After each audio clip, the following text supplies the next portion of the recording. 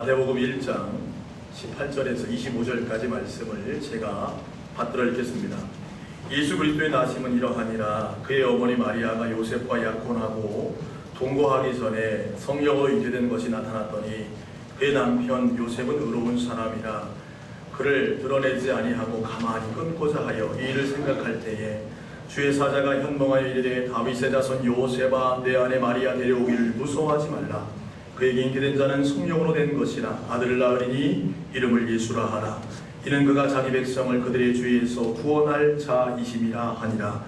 이 모든 일이 된 것은 주께서 선자로 하신 말씀을 이루려 하심이니 이르시되 보라 처녀가 잉태하여 아들을 낳을 것이요 그의 이름은 임마누엘이라 하리라 하셨으니 이를 번역한즉 하나님이 우리와 함께 계시다 함이라. 요셉이 잠에서 깨어 일어나 주의 사자의 분부대로 행하여 그의 아내를 데려왔으나 아들을 낳기까지 동침하지 아니하더니 다음에 이름을 예수라 하니라.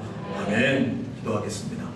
하나님 아버지, 오늘 거룩하고 복된 주의 날 하나님 성전에 나와 하나님 앞에 예배하며 이 시간 하나님의 말씀, 하나님의 음성을 듣기를 원합니다.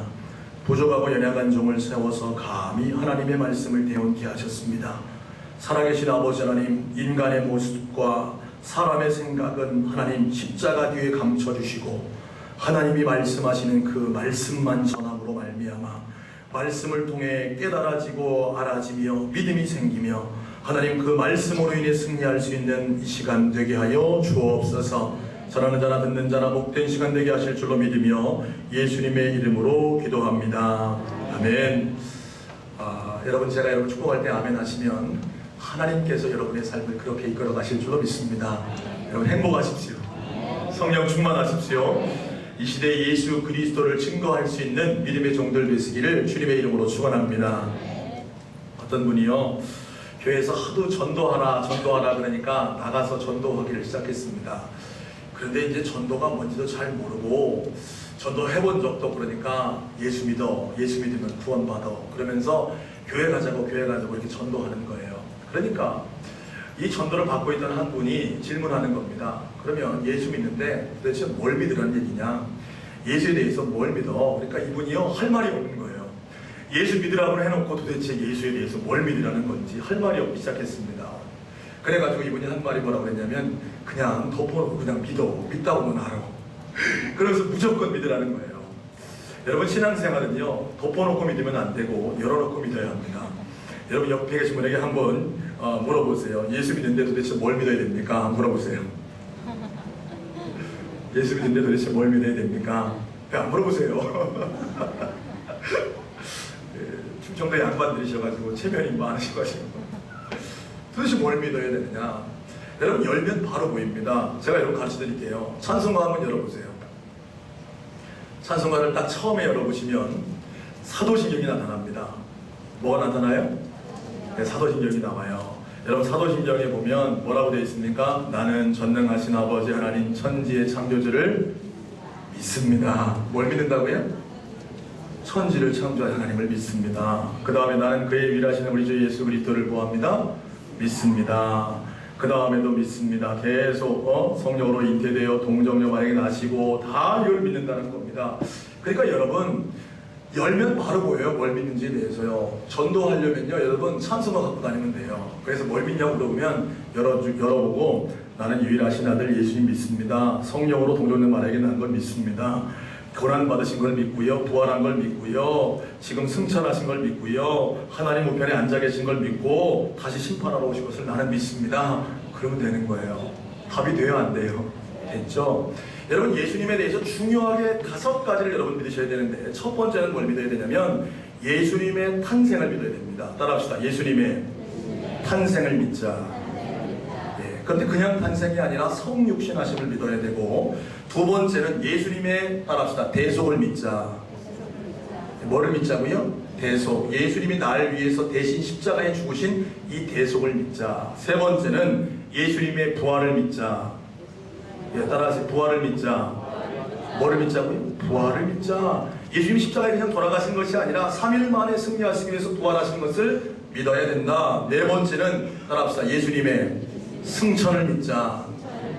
뭘 믿자고요? 예수님이 승천하셔서 하나님 우편에 계신 것을 믿고 다섯 번째 따라합시다. 예수님의 재림을 믿자. 뭐 믿으라고요? 탄생과 대속과 부활과 승천과 재림. 예수님에 대해서, 기독론에 대해서 이 다섯 가지를 여러분 정확하게 아셔야 되고, 이 정확하게 이 다섯 가지에 대해서 믿을 때에 여러분의 믿음이 굳건히 세워진다는 사실이죠. 여러분, 그런데요, 이 시대를 살아가는 많은 그리스도인들이 예수님의 탄생, 대속, 부활, 승천, 재림에 대해서 알려고도 안 하고요, 여기에 대해서 제대로 된 믿음을 가진 사람들이 많지 않습니다. 특히나요, 오늘 우리가 읽은 본문의 말씀은 예수님의 탄생에 대해서 기록하고 있는데, 이 탄생에 대해서 많은 사람들이 잘 안 믿습니다. 더군다나 교회에 다니는 사람들도 예수님의 성육신에 대해서 잘 못 믿어요. 제 얘기가 아니라 버클리 대학에서 미국 교회를 대상으로요, 예수님께서 동정녀에서 탄생했다는 것을 연구해 봤습니다. 설문을 해봤어요. 그랬더니 미국에서는 가장 큰 교단이 침례교단이거든요. 이 침례교단에서 몇 퍼센트가 동정녀 탄생을 부인하냐면 31%가 부인하는 거예요. 여러분, 밖에서 조사한 게 아니라 교회 다니는 사람들 대상으로 예수님이 동정녀에게 태어난 것을 믿습니까? 물어봤더니 7명은 나는 믿습니다. 그러는데 3명은 어떻게 해요? 나는 못 믿습니다. 이렇게 얘기한 겁니다. 그리고요, 장로교회에서 물어봤어요. 장로교회 물어봤더니 43%가 나는 못 믿겠습니다. 감리교, 좀 리버럴한 감리교에서 물어봤습니다. 그랬더니요, 66%. 그러니까 10명 중에 7명은요, 예수님이 동정녀 마리아의 몸, 남자를 알지 않았던 그 몸에서 태어났다는 것을 못 믿겠다, 이렇게 얘기했다는 거예요. 여러분, 10명 중에 교회 와서 예배드리는데 7명이 못 믿겠다 그런 겁니다. 오늘 여러분 한번 물어보세요. 옆 사람에게 물어보세요. 동정녀 탄생을 믿으십니까? 물어보세요. 그 다음에 대답도 하세요. 대답도 하세요. 믿으세요? 아니, 솔직히 얘기하세요. 진짜 믿어지는지 안 믿어지는지 여러분 솔직히 얘기하셔야 합니다. 여러분, 우리 교회도요, 정말요, 제가 무기명으로 설문해보면요, 한 50% 믿게 될까요? 그러면 괜찮은 교회입니다. 많은 크리스찬들 역시도요, 이 동정녀 탄생에 대해서 잘 못 믿겠다고 얘기하는 거예요. 왜 그렇습니까? 이 동정녀 탄생이요, 이성을 뛰어넘는 초이성적인 것이고, 그리고 초월적인 사건이기 때문에 사람들은 이 말씀을 잘 못 믿는 거예요. 그리고요, 믿음은 말씀을 들으면서 생기는데, 말씀에 대해서, 예수님에 대해서 듣지 못하고 말씀에 대해서 알지 못하니까 이 예수님의 성육신 사건이 내게 믿어지지 않는다는 사실이죠. 오늘 우리가 읽은 본문의 말씀은요, 예수님의 탄생 기사로서 예수님이 누구시며 또 예수님이 무엇을 위해 이 땅에 오셨는지를 가르쳐주고 있습니다. 오늘 말씀에 보면요, 정혼한 한 쌍의 남녀가 있었습니다. 너무 사랑해서요, 결혼하기를 약속했어요. 지금 60쯤 되신 어르신들, 60 이상쯤 되신 분들은 예전에 다 약혼식이라는 걸 하셨죠? 안 하셨나요? 저희 집에 사진첩을 뒤져보니까 저희 부모님도요, 예전에 보니까 결혼식 사진은 아닌데 뭔가 상을 차려놓고 반지를 껴주면서 사진이 있는 거예요. 그게 뭐냐고 물어봤더니 약혼식 사진이라는 거예요. 옛날 어르신들은 약혼을 하고 한 1년 정도 지나가지고 뭐 했습니까? 결혼을 하게 되죠. 이스라엘 백성들도 비슷한 문화가 있었습니다. 그래서요, 정혼을 해요. 약혼하기로 아마 부모님들끼리 정해준지도 모르겠습니다. 그래서 부모들끼리 정해줘서 저 여인과 결혼하더라고 딱 정해주면 그 약혼은 법적 효력이 결혼과 동일한 효과가 있었어요. 그래서 약혼했다는 것은 이미 결혼했다는 것과 같은 것이었습니다. 그런데 만약 이 약혼 기간에 누군가가 부정을 범하게 되면 자기가 정혼한 사람이 있음에도 불구하고 다른 남자를 만나거나 다른 여자를 만나, 특히 여자가 다른 남자를 만나서 부정한 짓을 행하면 그 여인을 끌어다가 돌로 쳐 죽이라고 모세의 율법에는 기록되어 있습니다. 여러분, 사실요, 두 남자 여자가 만나서 정혼한 건 해피한 거예요? 불행한 거예요? 영어로 질문하니까 좀 난감스러우세요? 행복한 거예요? 슬픈 거예요? 행복한 거죠. 여러분, 남자 여자가 언제 가장 이뻐 보입니까? 자기가 이제 결혼할 사람을 만나가지고 결혼식을 준비할 때 그 모습을 보면 가장 예뻐 보이는 거예요. 가장 해피한 일입니다. 그런데요, 이 사건이 갑자기 슬픈 사건으로 변해져 버렸어요. 왜냐하면 요셉에게 정혼한 여인이 마리아가 갑자기 둘이 동침하지 않았는데 여자의 배가 조금씩 불러오기 시작하는 거예요. 처음에는 요셉이 보고, 야, 이상하다, 마리아가 요즘에 다이어트를 좀 안 하나, 밥을 너무 많이 먹나, 자꾸 배가 불러진다, 이상하게 생각했는데 이게 도를 지나치는 겁니다. 나중에 알고 보니까요, 자기와 성적 관계가 없었는데 이 여자가 어떻게 된 거예요? 임신하게 된 거예요. 임신하게 된 거예요. 큰일 난 겁니다. 여러분 같으면 어떻게 하시겠습니까? 나랑 결혼하기로 작정한 여자가 배가 불러오기 시작하는 거예요. 여러분 같으면 어떻게 하겠습니까? 저 같으면요, 당장에 언놈인지 찾아가서 머리를 붙들고 한번 싸워보겠노라. 네? 아마 저 같으면 그럴 거예요. 왜? 다혈질적인 성격이니까요. 도대체 어떤 놈이 내 사랑하는 여인을 이렇게 했느냐? 그러면서 그렇게 할 겁니다. 이 사랑하는 여인에 대한 마음들이 어떻게 해요? 사랑하는 감정은 사라지고 증오의 감정들이 막 불탈 수밖에 없게 되죠. 마리아를 당장 끌어내서 모세가 정한 율법대로 돌로 쳐 죽여야 되겠다, 이런 마음이 막 생길지도 모르겠습니다. 그런데 성경은 오늘 요셉은 의로운 사람이라 그랬어요. 소원하기는요, 오늘 예배하는 저와 여러분 모두가 신중하며 의로운 사람 되시기를 주님의 이름으로 축복합니다. 네, 요셉은요, 신중한 사람이었어요. 머릿속에서는 10번도 더 이 연놈들을 데려다가 내가 혼내키리라, 이런 마음이 불틀렸지만 신중한 사람이었어요. 그래서요, 고민하다가 내린 결론이 있었습니다. 그것이 무엇이었냐면, 내가 이 여인과 그냥 조용히 끝내면 되겠지, 이런 마음을 먹고 있었어요. 그런데도요, 이 마음이 풀어져요, 안 풀어져요? 안 풀어지는 거예요. 안 풀어지는 거예요. 그래서요, 밤에 밤잠 못 자고 고민하고 어떻게 할까, 내가 그냥 내버려 둘까라고 생각했다가 다시 이 일을 분란을 만들어서 다 그냥 죽여버릴까, 이런 마음도 들다가 그렇게 잠을 못 이루고 있는 때에 주의 사자가 요셉에게 나타나는 거예요. 그러면서 예수님의 탄생에 대해서 가르쳐 주고 있다는 사실이죠. 그렇다면 오늘 말씀이 우리에게 주는, 요셉에게 가르쳐주는 그 레슨을 통해서 우리에게 주는 교훈은 무엇이겠습니까? 예수님이 인간의 몸을 입고 이 땅에 오신 것은 무엇을 의미하냐면, 첫 번째로요, 따라합시다. 인간의 몸을 입고 오신 하나님이심을 말씀합니다. 예, 예수님이 누구시라고요? 인간의 몸을 입고 오신 하나님이심을 오늘 성경은 말씀해주고 있는 거예요. 자, 20절 말씀을 우리 같이 한번 읽어볼까요? 시작. 이 일을 생각할 때에 주의 사자가 현몽하여 이르되, 다윗의 자손 요셉아, 내 아내 마리아 데려오기를 무서워하지 말라. 그에게 입된 자는 성령으로 된 것이라. 밤새도록 고민하며 어떻게 할까를 고민하고 있던 이 요셉에게 주의 사자가 나타나서 뭐라고 그러냐면, 요셉아, 근심하지 말아라, 걱정하지 말아라, 내 안에 마리아를 데려오는 것을 두려워하지 말아라. 이는 뭐로 있게 된 것이다? 성령으로 있게 되는 것이다. 그냥 마리아가 어떤 남자를 알아서 임신하게 된 것이 아니라 성령께서 그의 뱃속에 씨를 주셔서 잉태하게 만든 것이다, 이렇게 말씀하고 있는 거예요.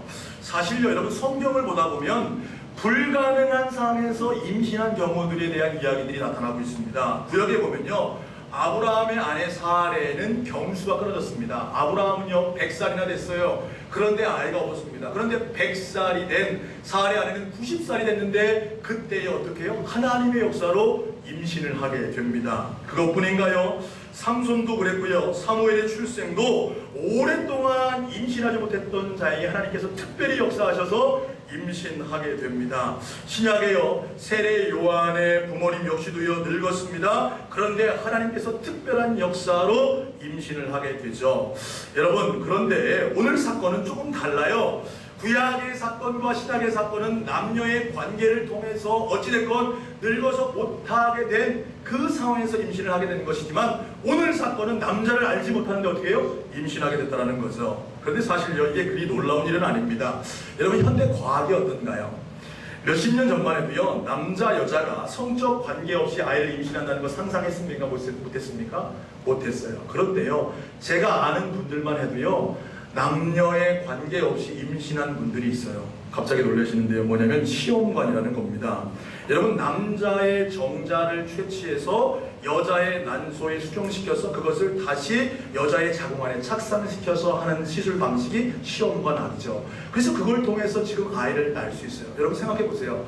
인간의 의술도 남자와 여자의 성적 관계를 통한 것이 아니게 임신시킬 수 있다면, 전능하시고 모든 것을 할 수 있는 하나님께서 여자의 몸에 임신시킬 수 있다는 것을 믿을 수 있는 믿음의 종들 되시기를 주님의 이름으로 축원합니다. 하나님은 초월적인 분이세요. 하나님은 할 수 있다라는 사실이죠. 하나님께서 그렇게 이 마리아의 뱃속에 임신을 시키셨다는 사실이죠. 오늘 저자는요, 의도적으로 예수님이 성령으로 되는 것을 강조하고 있어요. 자, 18절 말씀도 읽어볼까요? 시작. 예수 그리스도의 나심은 이러하니라. 그의 어머니 마리아가 요셉과 약혼하고 동거하기 전에 성령으로 잉태된 것이 나타났으니. 두 번이나 반복해서 뭐를 했다? 성령께서 잉태하게 하셨다. 성령께서 잉태하게 했다. 그건 중요한 레슨을 주기 원한다는 거예요. 만약에 요셉을 통해 태어났으면 예수님은 그냥 인간의 씨를 받아 태어난 사람이지만 성령으로 잉태된 것을 따라합시다. 예수님은 하나님의 아들이시다. 할렐루야. 성경에서 중요하게 예수님에 대해 가르치고 있는 사실은 무엇이냐면 성령으로 잉태된 하나님의 아들이시라는 거예요. 그렇기 때문에 이 예수님에게는 뭐가 있냐면 신성이라는 게 있습니다. 뭐가 있다고요? 신성. 예수님은 신적인 존재예요. 하나님의 아들이십니다. 성경에 보면 태초부터 계셨던 그 하나님이 바로 누구세요? 바로 예수 그리스도이시다. 이것을 말씀하고 있는 거예요. 오늘 마태복음의 저자가 의도적으로 성령으로 잉태된 것을 말씀하는 것은 마태복음을 시작하면서 예수님에 대해서 강력하게 유대인들에게 선포하는 겁니다. 예수님은 누구시다? 하나님의 아들이시다. 예수님은 인간이 아니시라는 거예요. 예수님은 그냥 우리와 똑같은 인간이 아니라 신성을 가지신 하나님의 아들이심을 선포하고 있다는 사실이죠. 소원하기는요, 오늘 예수님의 동정녀 탄생을 믿길 원하시는 여러분들 깨달을 수 있게 되기를 주님의 이름으로 축복합니다. 예수님이 누구시라고요? 하나님의 아들이심을 깨달을 수 있어야 한다는 사실이에요. 또한요, 이 예수님, 신성을 가진 예수님이 마리아의 몸을 통해서 인간으로 태어나셨다는 것은 예수님이 하나님이신 동시에 인간이심을 성경은 말씀하고 있는 거예요. 다시 말하면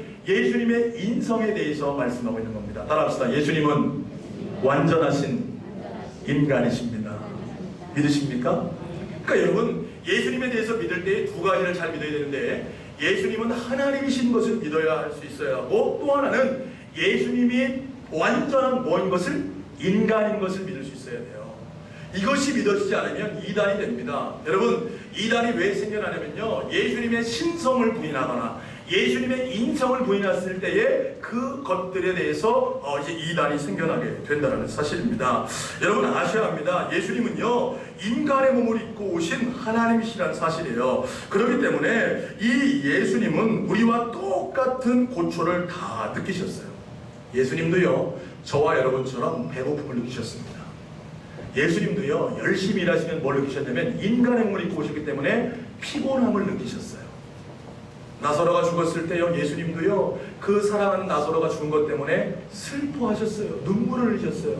그러니까 저와 여러분처럼 예수님도 똑같이 슬퍼하시고 배고파하시고 아파하시고 기쁠 때는 기뻐하시고. 따라합시다. 예수님도 나와 똑같다. 할렐루야.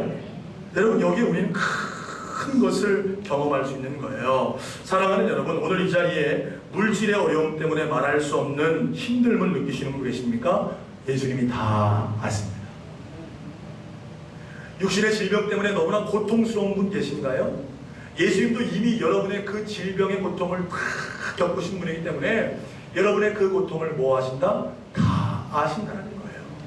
여러분, 남편과 아내의 문제 때문에, 또 여러분 가족의 문제 때문에, 관계의 문제 때문에, 삶의 문제 때문에 피곤하고 힘들고 지쳐있는 분 계십니까? 죽음에 대한 두려움과 공포에 사로잡혀 있는 분 계십니까? 그 모든 죽음에 대한 공포, 모든 문제를 누가 다 아신다? 예수님이 다 아신다는 거예요. 왜요? 인간의 몸을 입고 이 땅에 오셔서 다 경험하셨기 때문에 다 아신다는 거예요. 여러분 기억하십시오. 예수님이 우리의 연약함을 어떻게 다 아시나요? 인간의 몸을 입고 오셔서 친히 경험했기 때문에 그렇습니다. 여러분 한번 성경을 찾아보겠습니다. 히브리서 4장 15절. 히브리서 4장 15절의 말씀 우리 다 함께 읽어보겠습니다. 히브리서 신약성경 히브리서 4장 15절 시작. 우리에게 있는 대제사장은 우리의 연약함을 동정하지 못하실 리가 아니요 모든 일에 우리와 똑같이 시험을 받으시니로되 죄는 없으시니라. 아멘. 거기 보니까 뭐라 되어 있습니까? 예수님은 우리의 연약함을 동정하지 못하실 리가 아니라. 예수님은 여러분의 어려움을 뭐 하신다? 다 하신다. 왜요? 우리와 똑같이 시험을 받으신 분이기 때문이라는 사실이에요. 여러분 기억하십시오. 예수님의 탄생이 우리에게 가르치는 교훈은 뭐냐면 예수님이 하나님의 아들이시고 그 하나님의 아들이 뭐의 몸을 입고? 인간의 몸을 입고 이 땅에 오셨다는 사실입니다. 두 번째로요, 오늘 탄생이 우리에게 주는 레슨 두 번째는 무엇이냐면 예수님은 우리와 함께 하시는 하나님이시라는 거예요. 따라합시다. 예수님은 우리와 함께 하시는 하나님이십니다. 뭐 하시는 하나님이라고요? 우리와 함께 하시는 하나님이시다. 여러분, 하나님의 강렬한 열망이 있다면 저와 여러분과 함께 하기를 원하세요. 창세기에 보면요, 하나님께서 아담을 만드십니다. 그리고요, 이 아담이 하나님 앞에 범죄해서 몸을 숨깁니다. 그래서 창세기 3장 8절과 9절에 보면 이런 말씀이 있어요. 그들이 그날 바람이 불매 동산에 거니시는 여호와 하나님의 소리를 듣고 아담과 그의 아내가 여호와 하나님의 낯을 피하여 동산 나무 사이에 숨은지라. 여호와 하나님이 아담을 부르시며 그에게 이르시되 내가 어디 있느냐 이렇게 부르세요.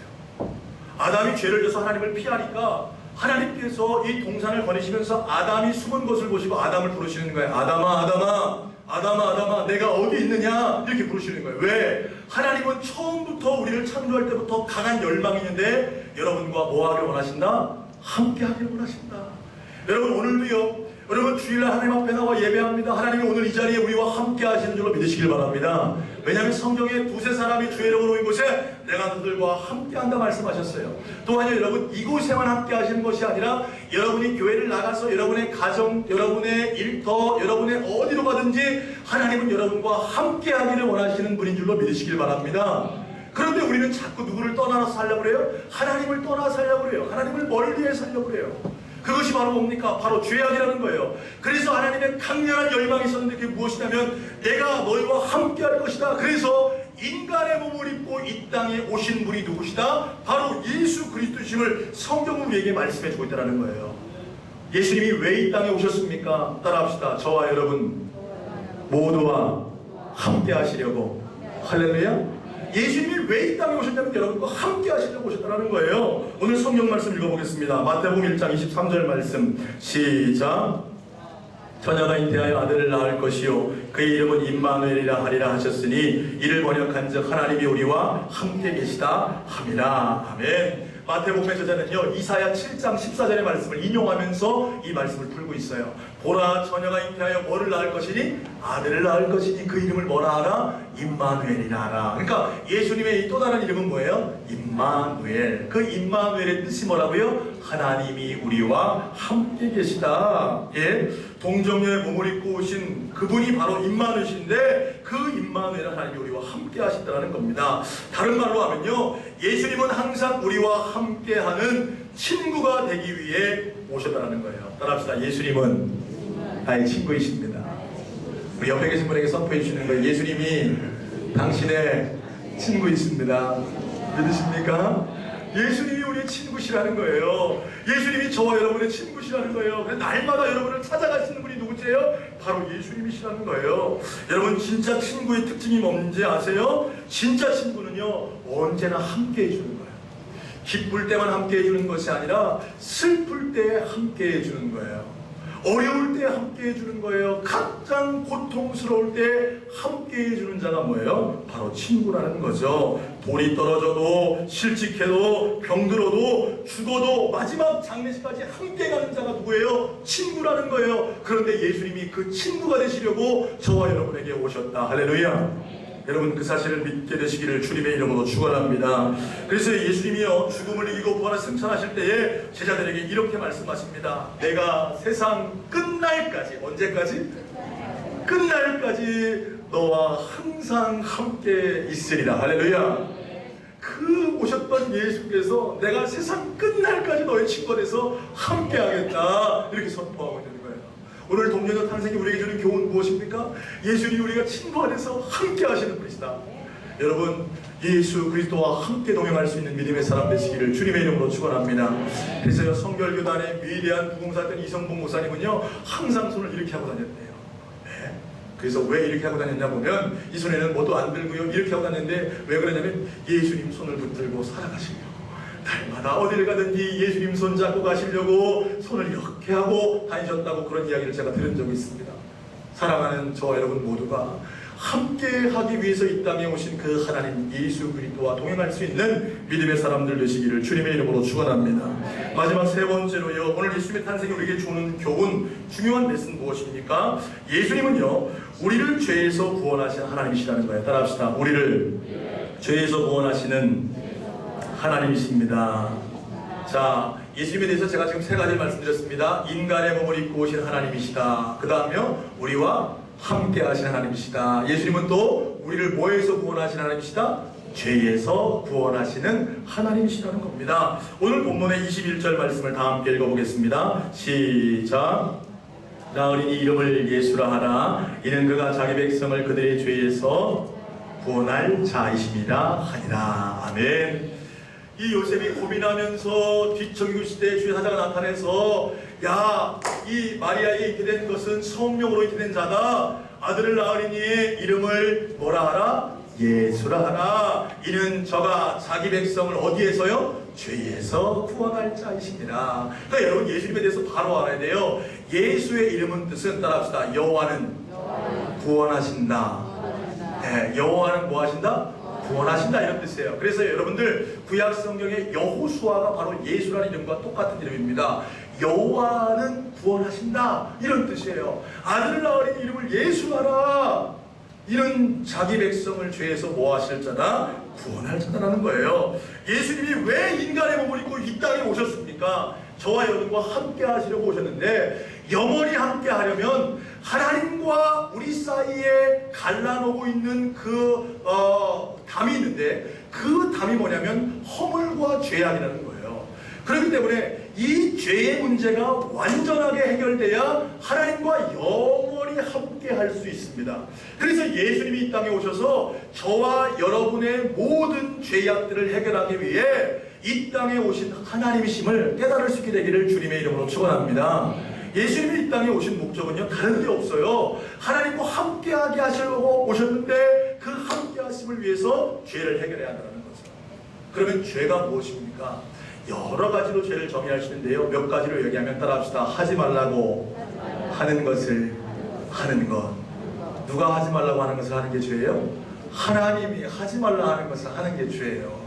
성경에 보면 이렇게 말씀하셨습니다. 간음하지 말아라, 도적질하지 말아라, 살인하지 말아라, 내 이웃의 소유를 탐내지 말아라. 하나님께서 그렇게 말씀하셨습니다. 하지 말라고 했는데 하는 것 다 뭐예요? 죄예요, 죄예요. 그러니까 여러분들, 내가 죄 짓고 사나 안 짓고 사나 돌아보려면 한번 기억해 보는 거예요. 하나님이 하지 말라고 한 것이 있는데 내가 하고 있는 거 없는가? 한번 쫙 생각해 보시는 거예요. 그게 다 죄인 거예요. 또한 두 번째 뭐가 있냐면요, 하라고 한 것을 하지 않는 것. 따라합시다. 하라고 한 것을 하지 않는 것. 이거 성경은 죄라고 말하고 있어요. 하나님이 하라고 한 것들이 있습니다.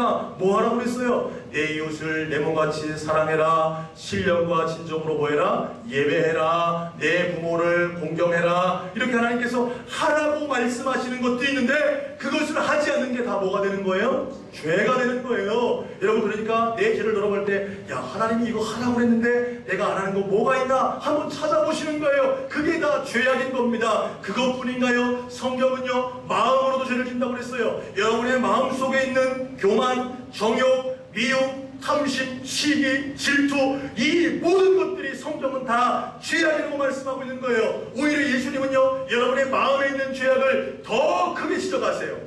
여러분, 사람은 마음이 보여요, 안 보여요? 안 보입니다. 여러분이 제 앞에서 웃고 있으면 다 저를 좋아하는 줄 알아요. 물론 우리 교수들이 다 저를 좋아하는 줄로 믿습니다. 제 소원이에요. 그런데 사람은 마음이 안 보이는 거예요. 말하지 않으면 몰라요. 근데요, 주님은 여러분의 중심을 보세요.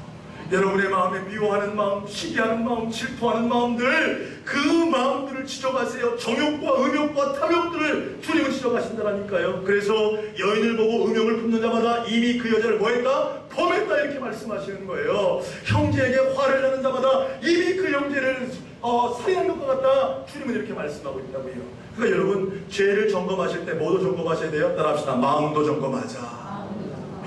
그래서 주님께서 지킬 만한 것 중에 뭘 지키라고요? 네 마음을 지켜라, 마음을 지켜라.